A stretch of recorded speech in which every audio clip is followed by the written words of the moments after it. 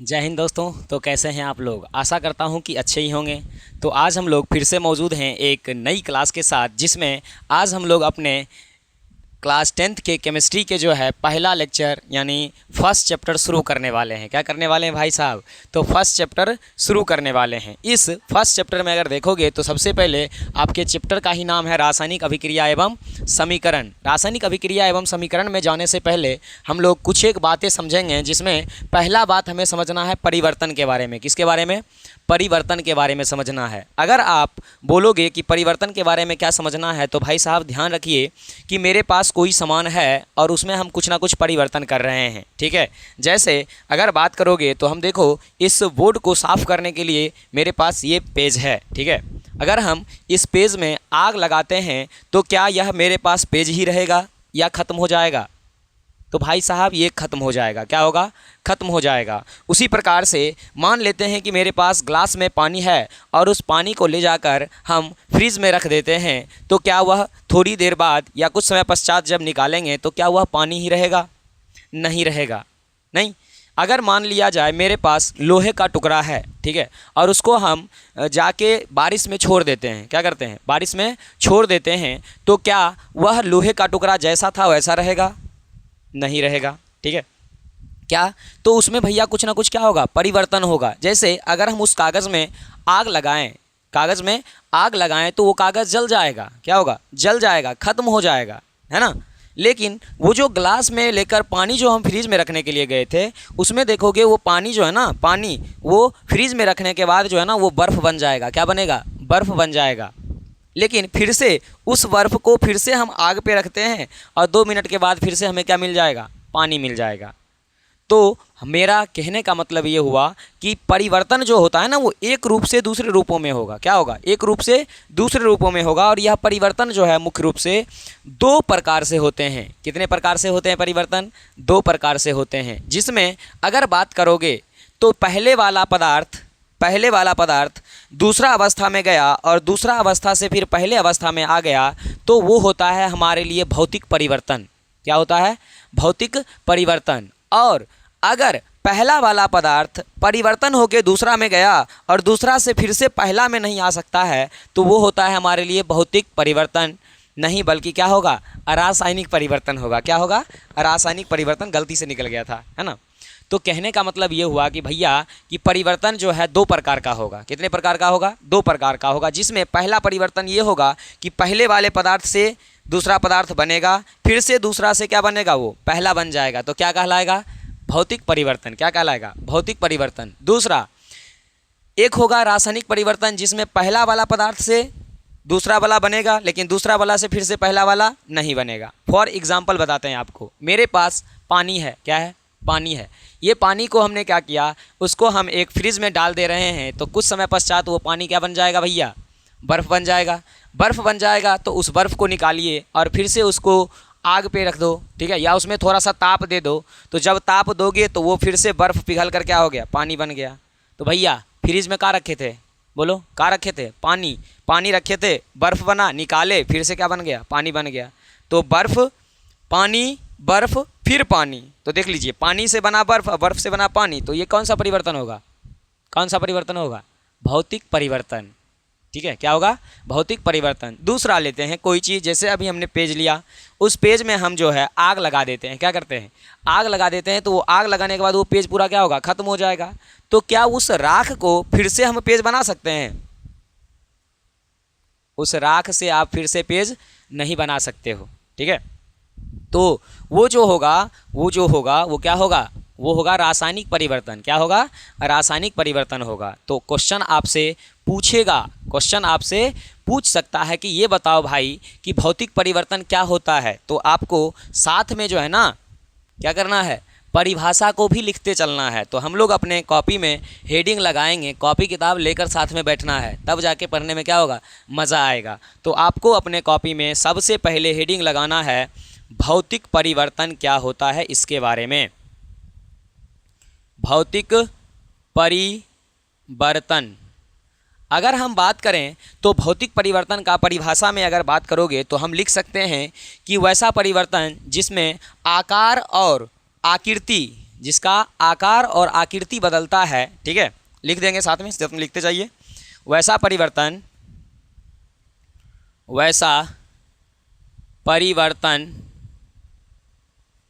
जिसमें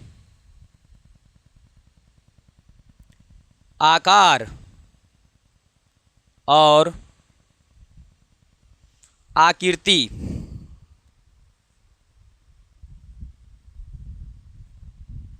बदलता है उसे भौतिक परिवर्तन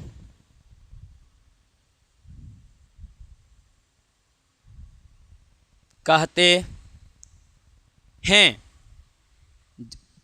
वैसा परिवर्तन जिसमें आकार और आकृति बदलता है उसे क्या कहोगे? भौतिक परिवर्तन कहेंगे।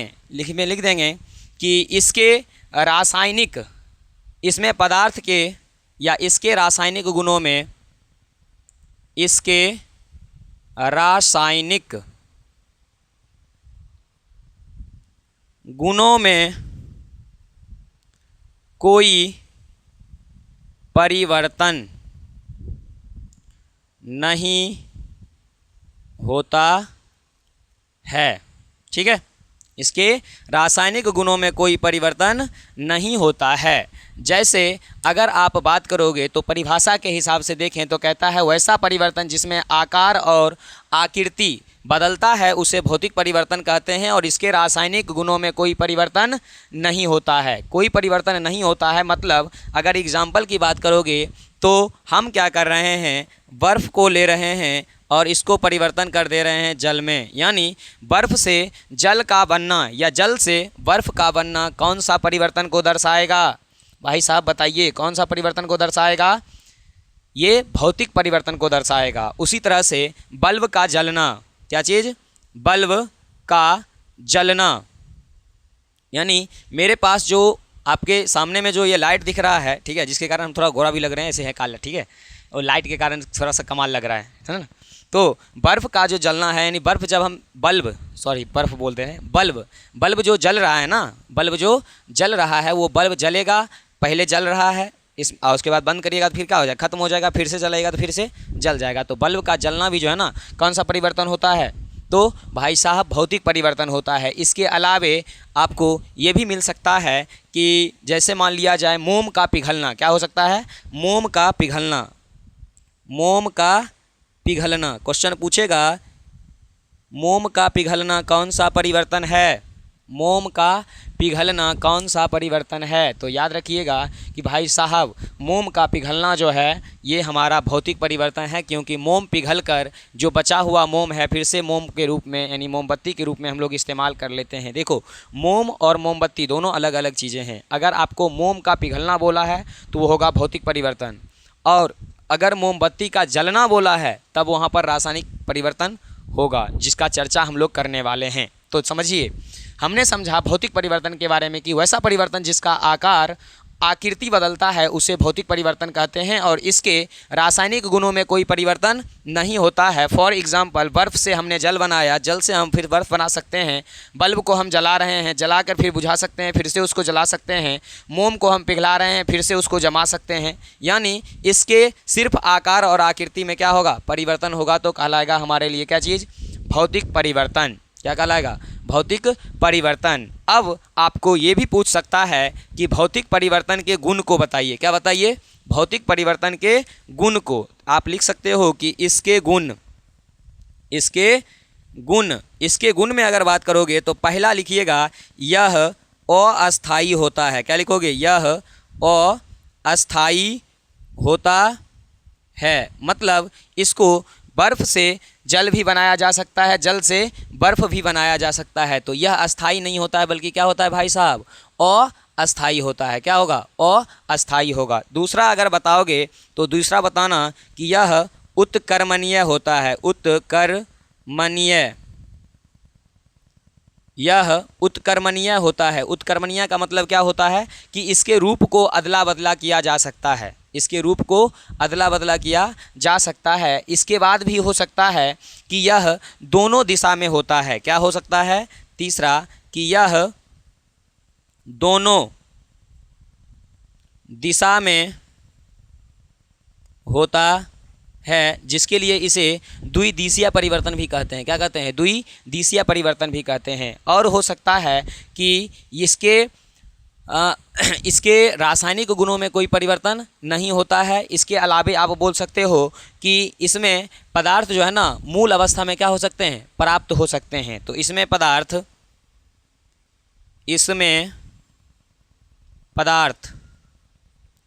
मूल अवस्था में प्राप्त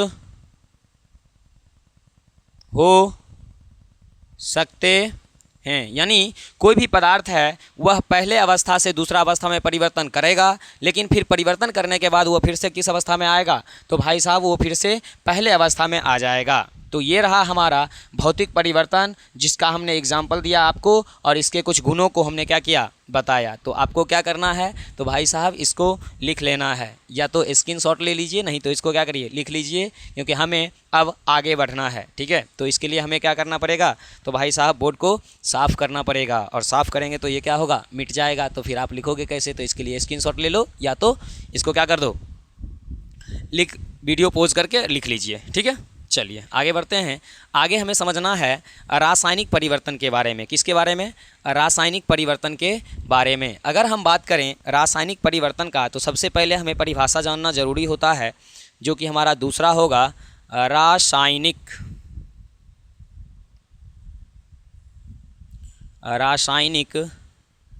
परिवर्तन। अगर हम बात करें रासायनिक परिवर्तन का, तो याद रखना कि यह वैसा परिवर्तन होता है जिसमें यह जो है ना इसके रासायनिक गुणों में परिवर्तन हो जाते हैं। यानी परिभाषा अगर बताएं आपको, तो इस परिवर्तन में पदार्थ के रासायनिक गुणों में, जैसे ताप और क्या बोला? ताप और स्वाद, रंग इत्यादि में क्या होगा? बदलाव हो जाएगा। तो आपको यहाँ पर इसका परिभाषा अगर बात करें, तो रासायनिक परिवर्तन का परिभाषा दिखेंगे तो लिखेंगे वैसा परिवर्तन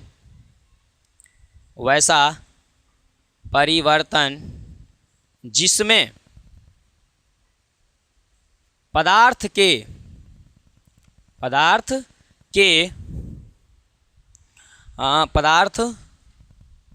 रासायनिक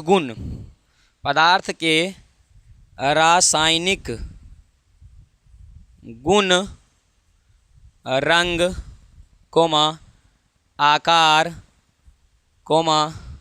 रंग हो सकता है, सॉरी आकार नहीं होगा, ताप होगा, रंग, ताप, स्वाद में परिवर्तन हो तो उसे रासायनिक परिवर्तन कहते हैं। क्या कहते हैं? रासायनिक परिवर्तन कहते हैं। कहने का मतलब ये हुआ, परिभाषा कहता है कि वैसा परिवर्तन जिसमें पदार्थ के रासायनिक गुण, रंग, ताप, स्वाद में परिवर्तन हो तो उसे आप क्या कहोगे? रासायनिक परिवर्तन। अभी आपको समझ में नहीं आया होगा, तो भैया जैसे ही एग्जाम्पल लेंगे तो तुरंत समझ में आएगा कि कुछ ना कुछ बदलाव हो जाएगा। क्या हो जाएगा? जैसे देखिए, पहला हम लेते हैं एग्जामिनर का फेवरेट, लोहे में जंग लगना। यानी लोहे में जो जंग लग रहा है वह किसके कारण लग रहा है भाई साहब? रासायनिक परिवर्तन के कारण लग रहा है। किसके कारण लग रहा है? रासायनिक परिवर्तन के कारण लग रहा है। दूसरा अगर देखें तो दूसरा में आपको हो सकता है कागज़ का जलना। तीसरा अगर बात करोगे तो हो सकता है आपका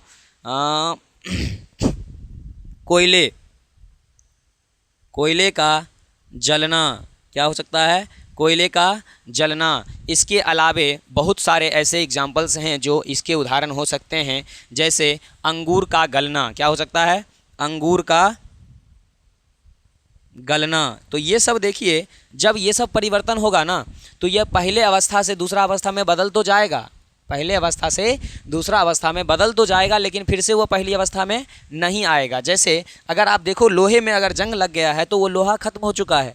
अब फिर से आप उसको नया लोहा नहीं बना सकते हो। दूसरा, कागज़ का जलना, अगर कागज़ जल के ख़त्म हो गया है तो फिर से आप उस जले हुए से कागज़ नहीं बना सकते हो। तीसरा, कोयले का जलना, कोयला अगर जल गया तो फिर से वो कोयला नहीं बन पाएगा। अंगूर का गलना, अंगूर अगर ख़राब हो गया तो आप उसे फिर से अच्छा नहीं कर सकते। तो जिस चीज़ में पहला वाला पदार्थ दूसरा वाला नहीं बनेगा वह हमारे लिए कहलाता है रासायनिक परिवर्तन। क्या कहलाता है? रासायनिक परिवर्तन। अब आपको इसके रासायनिक परिवर्तन के कुछ एक गुण को भी देख लेना है, जिसमें हो सकता है 3 से 4 गुण हम आपको बता दें, जिसमें आप यहाँ पर स्टार देकर लिख सकते हो कि इसके गुण। किसके गुण?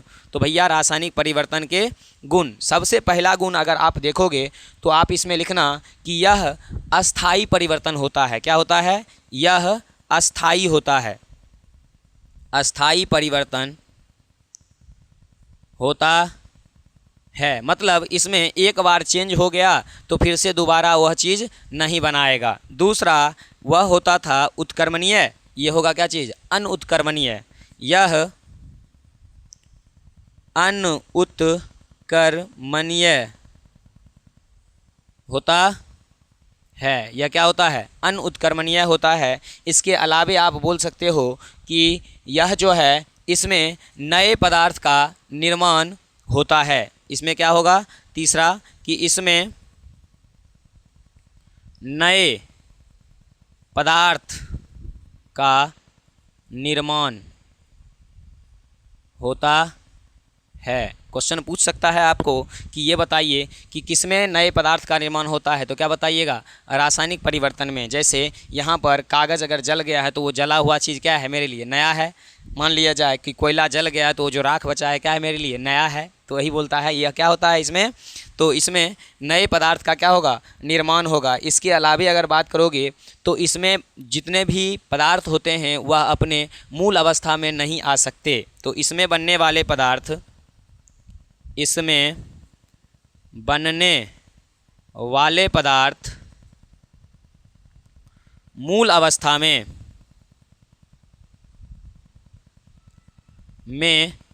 नहीं आ सकते हैं। तो इसमें जो बनने वाला पदार्थ होगा वह अपने मूल अवस्था में नहीं आएगा, मतलब पहले वाला अवस्था में प्राप्त नहीं होगा। तो इस तरह से आपको यहाँ पर मेरे ख्याल से रासायनिक परिवर्तन और भौतिक परिवर्तन जो है आपको समझ में आ गया होगा। क्या चीज़? रासायनिक परिवर्तन और भौतिक सब परिवर्तन समझ में आ गया होगा। जब आपको रासायनिक परिवर्तन और भौतिक परिवर्तन समझ में आ गया तो हम लोग इस टॉपिक को लेकर थोड़ा सा आगे बढ़ जाएंगे, जिसमें हम लोग जानेंगे सबसे पहले रासायनिक अभिक्रिया के बारे में। किसके बारे में जानने वाले हैं? तो भाई साहब रासायनिक अभिक्रिया के बारे में जानने वाले हैं। तो हम क्या करते हैं, इसको मिटा देते हैं। तो यहाँ से इसको ख़त्म करिए और आ गए हम लोग अपने टॉपिक पर, जिसमें देख लीजिए हमारे चैप्टर का ही नाम है क्या चीज़? कि रासायनिक अभिक्रिया एवं समीकरण। क्या है नाम? रासायनिक अभिक्रिया एवं समीकरण। तो इस चीज़ में हमें सबसे पहले रासायनिक अभिक्रिया के बारे में क्या करना पड़ेगा? जानना पड़ेगा। क्या करना पड़ेगा? जानना पड़ेगा। जैसे ही हम रासायनिक अभिक्रिया के बारे में जानेंगे तो धीरे धीरे हम लोग अपने टॉपिक पर चलते जाएंगे। ठीक है, तो ध्यान दीजिएगा कि मेरे पास पहला है रासायनिक अभिक्रिया। कहता है रासायनिक परिवर्तन को ही रासायनिक अभिक्रिया कहते हैं। तो यहाँ पर आपको लिख लेना है रासायनिक अभिक्रिया क्या है। रासायनिक अभिक्रिया क्या है? आंसर देकर लिखना है आपको कि रासायनिक परिवर्तन को ही रासायनिक अभिक्रिया कहते हैं। क्या लिखोगे? रासायनिक परिवर्तन को ही रासायनिक अभिक्रिया कहते हैं। यानी रासायनिक परिवर्तन को ही क्या कहा गया है भाई साहब? तो रासायनिक अभिक्रिया कहा गया है। क्या कहा गया है? रासायनिक अभिक्रिया कहा गया है। जैसे फॉर एग्ज़ाम्पल अगर बात करोगे तो मान लेते हैं कि मेरे पास लोहा है और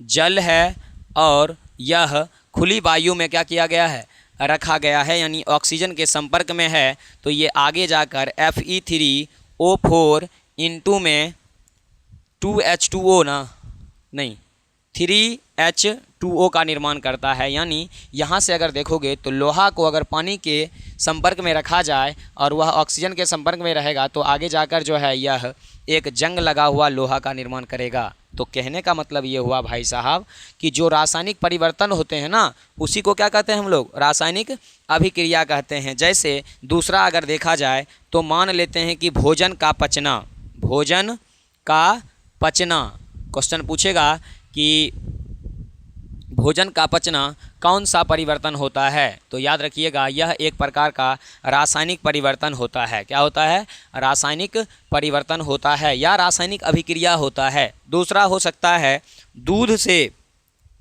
से दही बनना, यह भी एक प्रकार का रासायनिक अभिक्रिया ही कहलाता है। और हो सकता है आपका मोमबत्ती का जलना, मोमबत्ती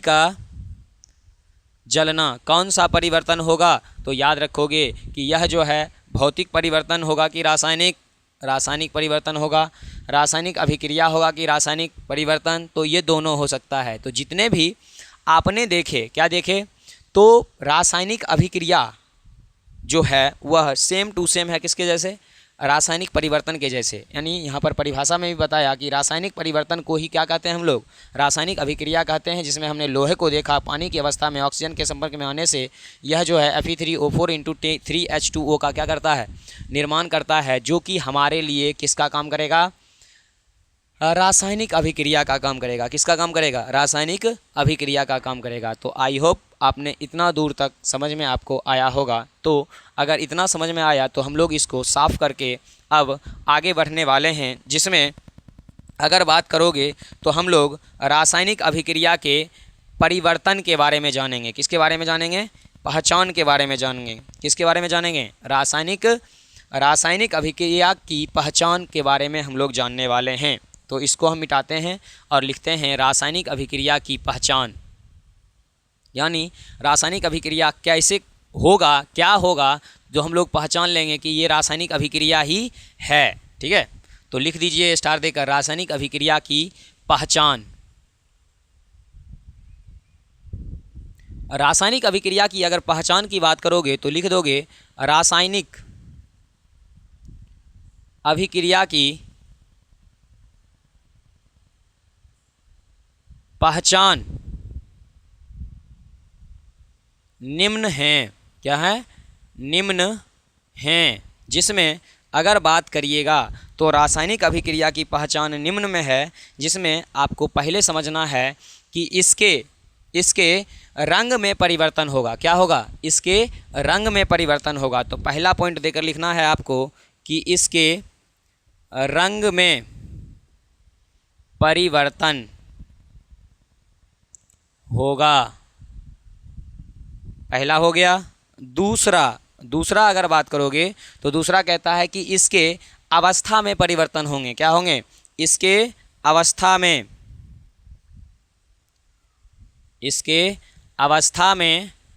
परिवर्तन होंगे। इसके क्या होंगे, अवस्था में भी परिवर्तन होंगे। यानी किसी की अवस्था में अगर परिवर्तन हो रहा है तो समझ लेना ये रासायनिक अभिक्रिया है। उसके बाद इसके स्वाद में भी परिवर्तन होंगे। क्या होंगे, स्वाद में परिवर्तन होंगे।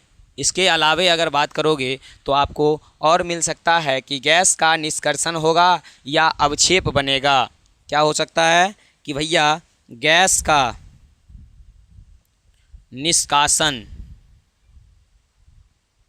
होगा, और ज़्यादातर कहा जाता है कि अवक्षेप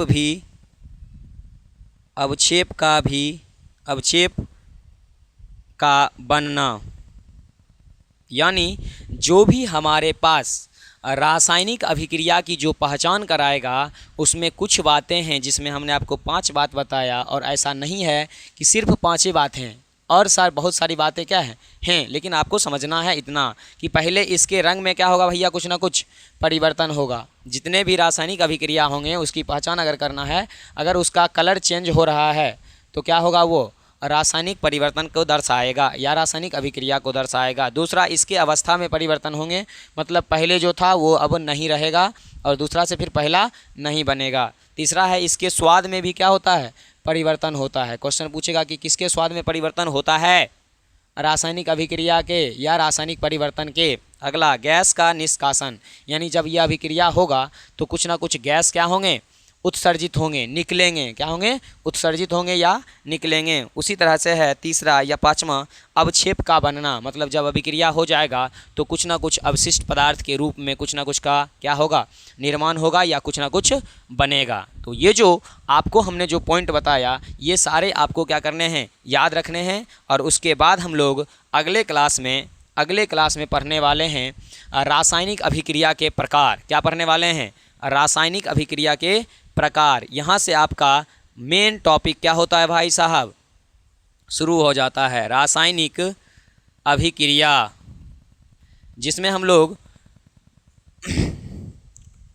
के प्रकार अगर बात करोगे तो लगभग यह 18 से 20 प्रकार का होता है या 15-16 प्रकार का होता है, जिसमें कुछ एक बातें होते हैं जो क्या होते हैं, या 6-7 ऐसे अभिक्रिया हैं जो हर बार एग्जाम में जो है ना निश्चित रूप से क्या होता है, आता ही है। तो उसको जब बताएंगे ना तो उसके बगल में VVI लिख कर आपको बता देंगे, ताकि आप देख लोगे ना, यानी याद कर लोगे, तो फिर आपको ज़्यादा दिक्कत का सामना नहीं करना पड़ेगा। तो आज का क्लास हमारा यहीं तक रहेगा, तब तक के लिए जय हिंद, मिलते हैं नेक्स्ट क्लास में।